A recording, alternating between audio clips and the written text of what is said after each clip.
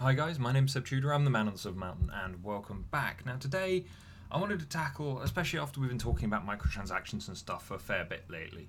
I don't know why I went northern there, but I wanted to come in and touch on an article that came out that's been talked about a little bit recently, and it's more a set of statements that has been in numerous different articles from various different sources.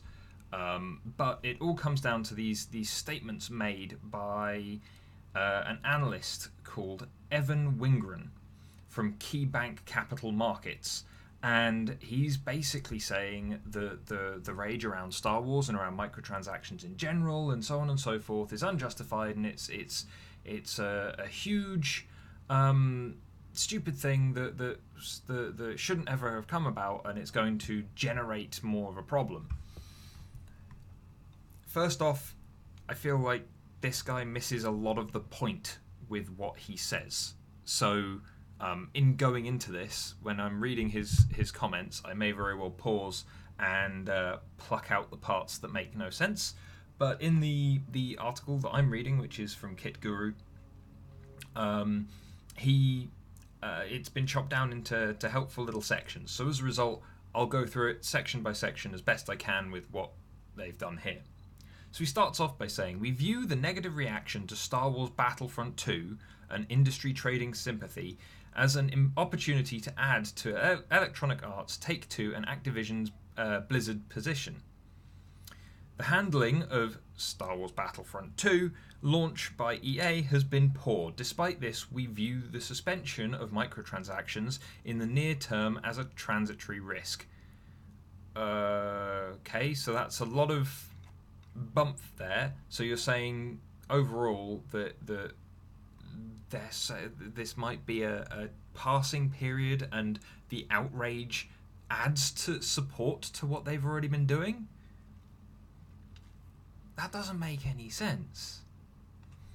But anyway, moving on. Gamers aren't overcharged, they're undercharged, and we're gamers, which apparently makes what they're saying here fine because they play games too. Nonsense. This saga has been a perfect storm for overreaction as it involves EA, Star Wars, Reddit, and a certain purist gaming journalists / outlets who dislike microtransactions. Okay, but also firstly, I wouldn't say that the purist gaming journalists and outlets are purely against microtransactions. I think they're against being screwed over. Especially when those people... I'm not the kind of person that's going to jump in straight going, yeah, defend the critics, because those critics we've seen with other various things that they're not always right, and they don't always know what they're talking about, and they're often not the audience that the game is being marketed to in various ways and stuff like that. EA, yeah, they're a shit show and have been for years. Star Wars, beloved franchise, yes, this may very well be accurate in terms of, yeah, they are hugely... This particular situation was easily going to blow up, for the simple reason that it was a mix of things that people love being messed around by things that people hate. Fine. But gamers aren't overcharged. Okay, bullshit. Firstly, in regards to games, we saw amazing games coming out and for much less in terms of price, yet with still as much development going into them 10 years ago. Yeah? Yes, have technologies advanced? Have technologies changed? Of course they have. Are teams going to potentially have to be bigger for certain AAA titles? Of course they are.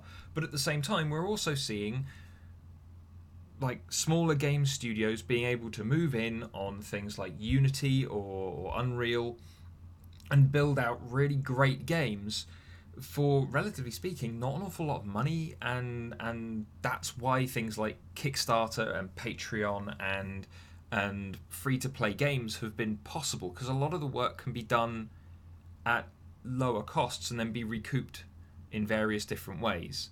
And also, you're not taking into account what it costs to be a gamer. So the game is 60 quid. Oh, well, there's so much content there, and there's so much of this and so much of that. Well, yeah, but you've also got to buy the console, or the upgrades for your machine, or Potentially you're paying for internet, or on console especially, you're not just paying for the console and the game, and then potentially microtransactions, as was the case with Star Wars, where a lot of their progression system was locked behind various walls. You're also having to pay not just for internet, but access to the network to play the game on, because now both Xbox and PlayStation both charge you for it. So you're having to put out a lot of money. It might not all be going straight to the publisher and developer and stuff, but it's a lot of money going out just to kind of sit around and play. So it's that statement where we're being we aren't being overcharged. I'm sorry, yeah, we are. In the grand scheme of things overall, yes, we are. And then on top of it, we aren't being charged directly.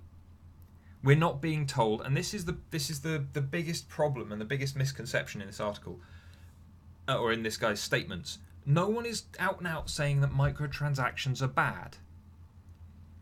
A very small number of people are, but most people are going, if I want a thing, I should just be able to buy the thing. If it affects game mechanics, then it shouldn't be paid for. Those are the kind of things that are being said. No one's saying, oh, we just need to get rid of them entirely. As I've pointed out before in games that I've played on the channel, or that I've discussed as a part of these various videos that I've done on this kind of topic, it's like I will happily put money towards a game that I want to support. And especially if they are also going to give me something back that, relatively speaking, doesn't cost them anything really to put together. An artist's work for one day, a coder's work, or a designer's work to shift that across from concept into an artifact or an item in the game. That's, relatively speaking, not going to be a lot of money compared to the overall sales or the overall money that people are going to be putting into the game, generally. So microtransactions, if I want to put money in and they're going to give me something back, then that's fine. That's me supporting it. That's me continuing to grow through my experience with the game, both in the game and out of the game, and being part of that community and contributing to not just, especially with free-to-play games, not just my own continued enjoyment of the experience, but the enjoyment of other people to enjoy the same experience as I have, who maybe can't contribute. And so, in that case, microtransactions aren't evil. They're not bad. But the thing that stands out is when microtransactions involve loot crates, involve random chance. That's when the problems start. I'm not able to contribute money directly to the thing that I want and feel good about it because I'm giving it to a publisher or a developer that has actually been reasonable with me and said, well, if you want this thing, then you can just buy it. There you go, have it. I'm having to pay a ridiculous amount of money for in-game items that have, in many cases, ultimately no value, and are, in many cases, relatively speaking, quite easy for the developers to put together and throw out there, especially in terms of things like cosmetics and stuff like that. And so now, taking a look at this, though, when all of that, be it as bad as it was with, or still is to a degree, with Star Wars, where progression is hidden behind loot boxes, or if it's as with some of the greedy systems that have been put into other games, like Paladins, for instance, with some of its systems that have been rolled around so that their stuff is getting either more grindy or more expensive. With those kind of things, that's where people get annoyed. That's where people get turned off, because it's not a case of a very straightforward transaction of, I want to support you, but I need something to invest in. Right, well, here's this thing that you can invest in, and that will help you support us. Cool, thank you very much. Shake of hand, exchange of cash. One person gets to continue to pay their staff, continue to develop their game and keep it running, and the other people get this cool shiny thing that they were able to invest in and make and kind of pick themselves up with as a result. It's that kind of movement one way or the other. And then And yet this individual who is saying these things doesn't seem to grasp all of this. He's going for extremes, which we all know from other videos I've done and from just the world in general that that's a bad idea. But anyway, let's go on to his next comment. If you take a step back and look at the data, an hour of video game content is still one of the cheapest forms of entertainment. Quantitative analysis shows that video game publishers are actually charging gamers at a relatively inexpensive rate and should probably raise prices. Okay, but here's the issue with that. Again, this is a statistic that I brought up a little while ago. There was a consumer group in the States that surveyed gamers to find out how long people were playing per week. The average, for the most part, is about 6.7 hours. So about, let's say about an hour a day. Yeah? In which case, if you're playing for an hour a day, then, and you've got a 20-hour campaign, then, and that's $60 or something, then yeah, for the most part, you're probably not paying, you're not kind of gonna look at that and go, oh, that wasn't worth it. Yeah? It's a substantial amount of content and all the rest of it, and you'll be able to rumble through it at a reasonable pace, and within a couple of weeks, you'll be through the majority of the game. But here's the problem. It's not just that you're running through that. Because the running through that would surely just be the base game. Yeah, if the base game doesn't have enough to hold your attention for a decent amount of time, for the amount of money that it's worth, then it's probably not worth picking up. It's what happened with No Man's Sky. Full price, kind of £40 game being released, and it actually turned out that what had been promised wasn't there, and so there was backlash, there was negativity, and that was even not even considering microtransactions and things like that, where a lot of the time the microtransactions just aren't worth it, or they are literally there to nickel and dime you. But now you're looking at it and going, well, yeah, okay, so quantitative analysis would say, yeah, okay, they might be charging gamers kind of in a relatively inexpensive way, but how else are they getting their money? And what it comes down to is there are loads of ways that gaming publishers and developers get their money. And so for the game itself, sure, you might not have a huge investment relative to the amount of enjoyment, amount of entertainment, and so on in its most broad definition that it's providing you. But here's the problem: the continuation of holding someone's attention on that product, on that experience, tends to be towards kind of dragging people into these cycles of gambling, Skinner boxes, shitty mechanics, hiding things behind paywalls, and all of that kind of thing, which, quite frankly, is where the problem is. It's the hiding part.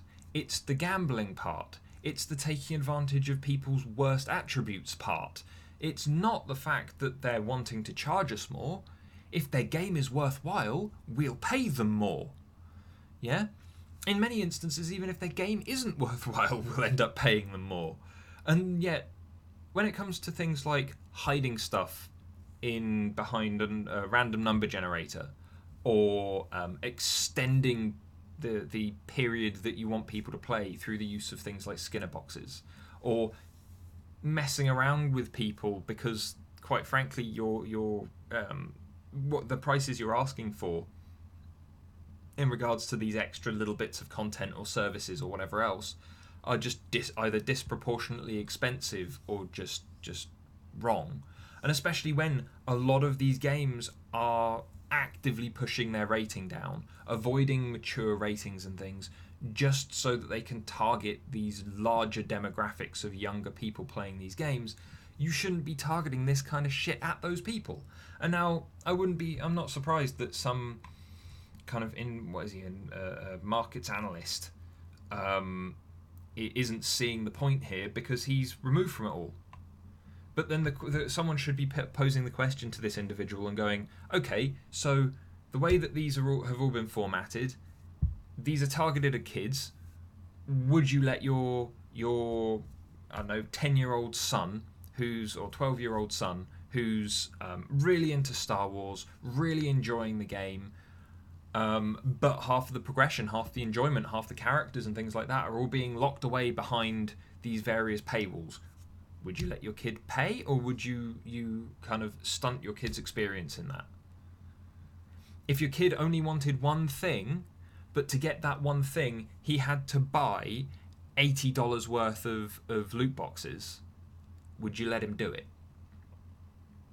That's the question, because I bet you anything he would go, no, of course I wouldn't. In which case, this guy's argument falls flat. Because if, as has been called for by numerous people during this entire fucking debacle, and as is slowly being realised by legislators as well, apparently, considering recent comments coming out of the States, coming out of the EU, and the UK even, we've got these pockets turning up where people are going, yeah, actually, if this is essentially gambling, which, let's face it, it is. It's monetary consideration plus random chance for a chance at something that you would want, something that has value to you. And so with that in mind, then yeah, you've got these slow kind of progressions towards, yeah, this is gambling. We need to either mark these games up to mature because there's a reason why you can't gamble until you're an adult, or we have to police these things in, where a digital item like, I don't know, a gun in Warframe, where you buy it and it's yours, that's fine because it's a direct sale. But something with random chance on it, something that you're throwing in as something completely random, as with these Battlefront 2 loot boxes that were hiding so much behind their kind of screen of give us money. That's where things need to start breaking down. And so where this guy is complaining and saying, oh, they should be left alone, they should be fine, it's our professional opinion and we're gamers too. No, fuck off. There are hundreds of games that are completely fine and offer services and items that aren't entirely kind of rigged around random number generators, and they survive and they thrive. Why? Because they're honest with their players. Again, look at Warframe. I think there's all of one item, maybe two, in their cash store, their microtransaction store, that are random number generator based. I'm pretty sure they're just mod packs, which I don't know anyone that buys those. I'm sure there's someone, but for the most part, it's you get what you pay for. Yeah, you say I want that, and then you throw some money at it, and then it's given to you as you saw it.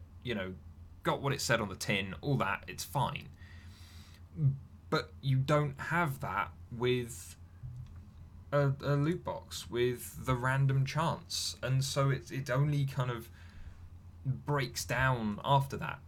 So simply put, this guy, whether he's a gamer or not, doesn't know what he's talking about, which is kind of unfortunate, because this guy is only, in saying this, he's kind of throwing a lot of stuff out, and it makes no sense. Although the thing that really ticked me off, and this was the thing at the very, very end of the article, is that his suggested pricing for a single for a game without single microtransactions would be $144, and it's like, you're fucking shitting me. So you're asking for, I don't know, someone who wants to play a Nintendo exclusive title, who has to buy the new Switch, who has to buy all of the various peripheral bits and pieces that go with it to one extent or another, and then they're going to have to fork out another $100 and something on top of the hundreds of dollars they've already spent on the system just for one game. I'm sorry, piss off. We've already had an increase in game prices over the last few years from like a full price single player or game with a campaign as well as a tagged on multiplayer being about £30 now to being 50 to 60, and that no one's batting an eye. And most of those games do come with additional content, in-game microtransaction stores and paid DLC and all that kind of thing. And it's like, no, sorry, make your game good, you get a return on investment because everyone will sodding buy it. As with games like, I don't know, Overwatch, 35 million odd players. Warframe, last time I heard, was somewhere in the region of about 27 to 30 million players. And it's like across various consoles and things. And so you've got huge swathes of people, country-sized collections of people who have invested in these games, got hold of these games, and because the game is good, they have continued to invest.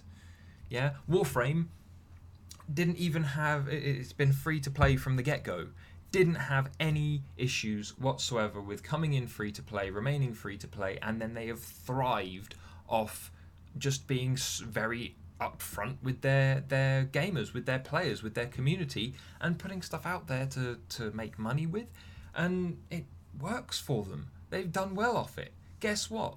That's why during this entire discussion, people have been using Warframe in particular as a great place to look for inspiration on how to do microtransactions well, where it's a very straightforward, I'm going to buy this thing, not a, I'm going to buy this and maybe get a chance, a 1.5% chance of the thing that I actually want.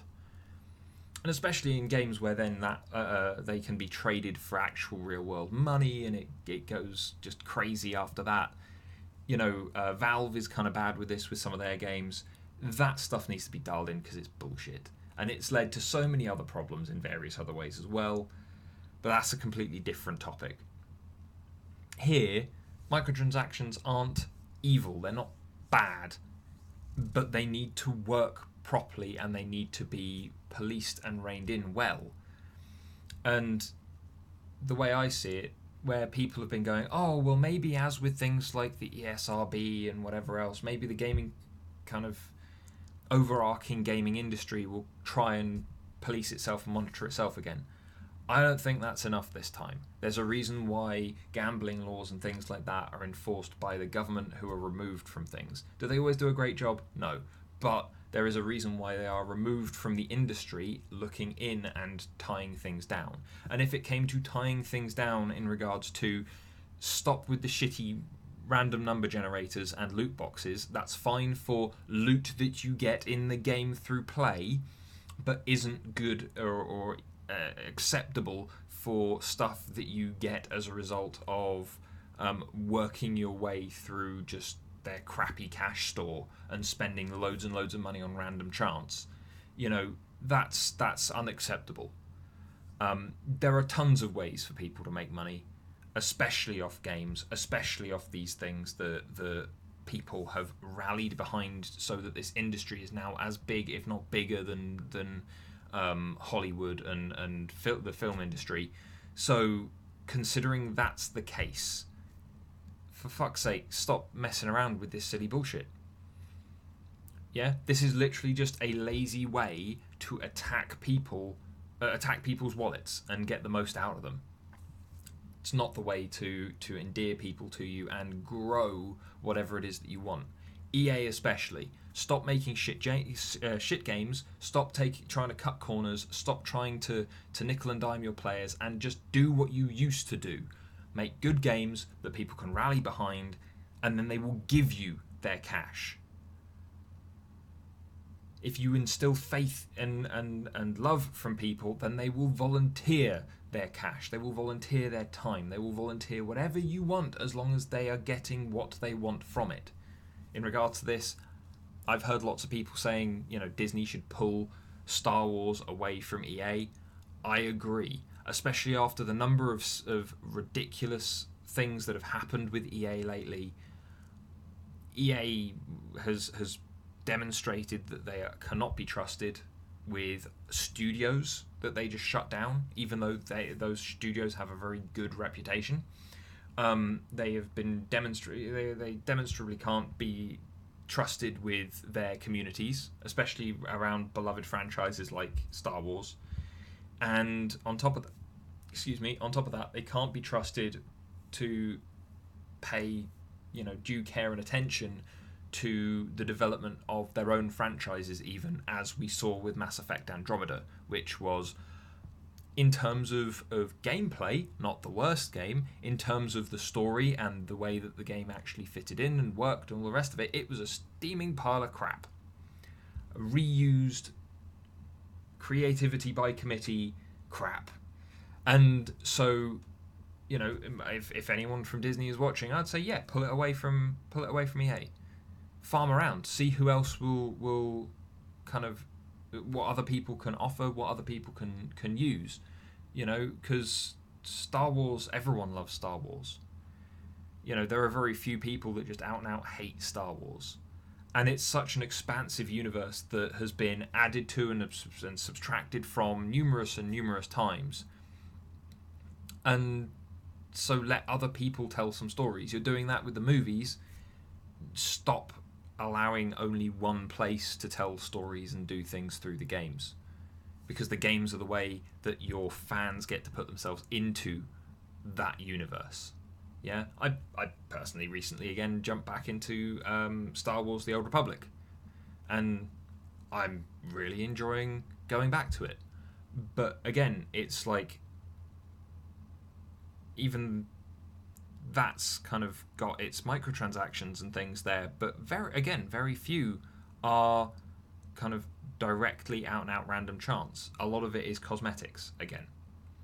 It's still not great, but it's still something that's better than what they've done recently in almost every other game. And people have been pulling up stuff in regards to, like, even this guy brings out Take-Two. Well, Take-Two is talking about GTA and Red Dead Online when Red Dead Online eventually rolls out with Red Dead Redemption. And there's one big, huge, colossal difference with the way that they and Rockstar have been doing their microtransaction stuff.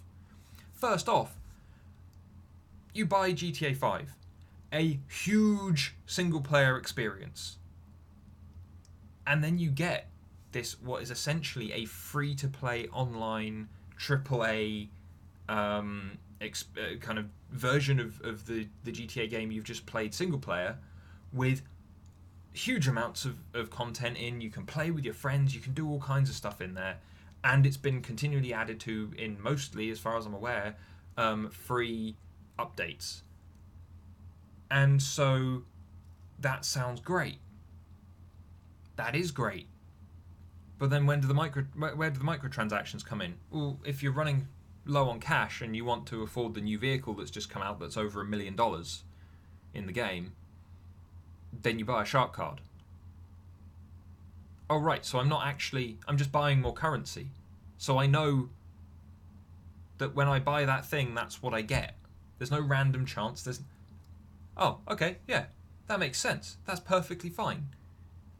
In which case, where this guy's bringing up the positions of Electronic Arts, Take-Two, and Activision Blizzard, no, I'm sorry, Take-Two, for the most part, with the games that they have been talking about most readily, haven't been that bad, because they have been allowing us these huge games with tacked on multiplayers that are still also huge, with free updates and things.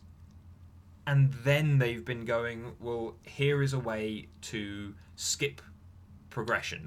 You buy this, you just get the vehicle so you can mess around with the vehicle and have fun. So if you don't want to work for it, if you don't want to like earn yourself cash through the game and whatever else, then you can skip just to get this cool vehicle. Whilst EA and Activision Blizzard, they're hiding stuff behind these random number generators, and it's not doing well for them. And I'm hoping that we'll see a big turnaround on this at some point in the near future. But anyway, guys, that's where I'm going to leave it. Leave your comments down below in regards to what you think this guy was on when he started coming up with these comments, because quite frankly, I'm just sat here going, this guy's an arse. He's disconnected from the thing that he's talking about, even if he does claim to be a gamer, and he's suggesting that when we're already seeing the diminished quality of games in favor of quantity, in favor of things like Skinner boxes to continue to push us through, kind of playing for longer and stuff like that. We're seeing a lot more of that instead of just being given decent games to invest in, like we did an awful long time ago now. I got into gaming mostly because the stories that were being told. I didn't really care about multiplayer. It's only more recently that I've gone, yeah, I enjoy my multiplayer games. Why? Because it lets me play with the people that I otherwise wouldn't be able to get, I wouldn't be able to see regularly in the world that I'm living in. My girlfriend lives ages away. Not so far away that it's impossible, but so far away that it's inconvenient and difficult to arrange things. And so how do I spend a fair amount of my time bonding with her? Online games. Yeah? And it's a shame that experience with her is marred at times by payments, microtransactions, and things like that, when there was a time early on when I would be able to jump online after buying a game and just play with whoever and whatever and so on and so forth, And in regards to PC, that's still kind of the case in a lot of ways, but again, you've got to have the right rig, you've got to still pay for the internet and stuff like that. It doesn't draw out as much as if you're playing on a console, where you've got to buy the console, you've got to buy the game, you've got to buy you've got to have internet, and then you've got to buy the subscription to the live service as well. But it's still all costs stacking up, and there are numerous other ways that these things could be better managed. Anyway, I'm going to stop rambling now. I'd love to hear what you guys think, and otherwise, thank you very much for watching, guys, and I'll see you in the video tomorrow. Take care. Thank you very much for watching, guys. If you found this at all interesting or agree at all, then please drop us a like, share this video, and subscribe for more, and I'll see you in the video tomorrow. Take care.